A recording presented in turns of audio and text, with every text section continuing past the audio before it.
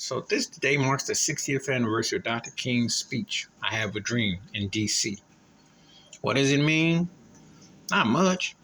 I mean, if you're even worse off than you were 60 years ago, what does it say? I don't want to hear people say we've come so far and we got somewhere to go. Where have you gone to? You got some first, but you still have to fight for civil rights. You still have police brutality. Still kill black folks like it ain't nothing. You created Black Lives Matter. How you create a Black Lives Matter when you had a Civil Rights Matter? Therefore, please tell me that. How does it get created?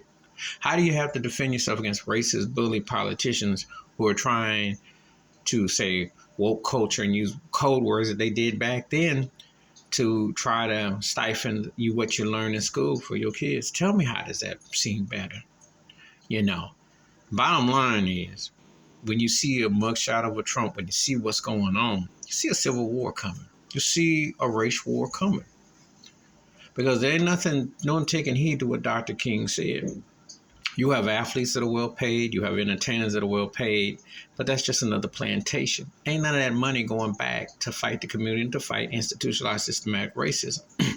You don't see these athletes talking about how to better environments and to get people out of poverty and to eliminate ghettos and hoods.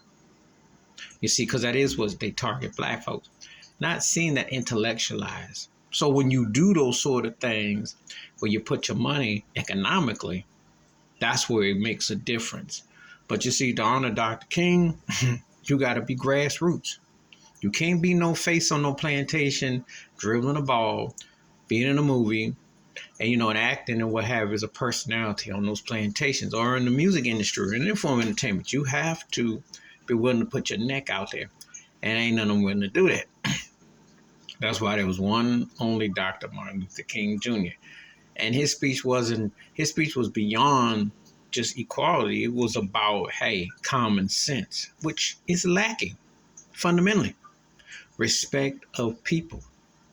There is no respect in this racist country, because if they respected people, they sure as heck will go out of their way to not allow homelessness, they want all the education they can get. You don't mean to tell me you sit there and people are in denial about these police. They don't question it. They just sit there and listen to it. They take it. No questions about openly discrimination when people get racially profiled, go in stores, shopping, etc.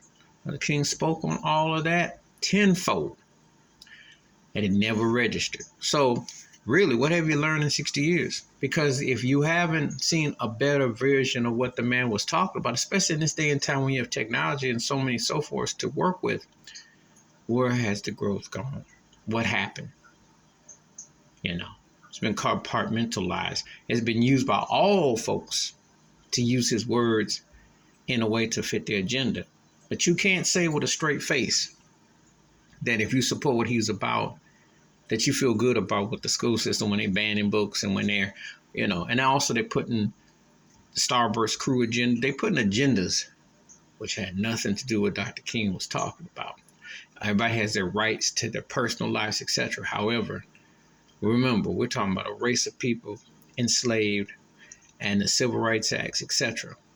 What has it showed you 60 years later? Please hit like, subscribe, button, thoughts, comments, and I do respond. Thank you. Wash your hands. Keep your mind clear. Watch out for nothing. Share it if you like, and I'm out. Peace.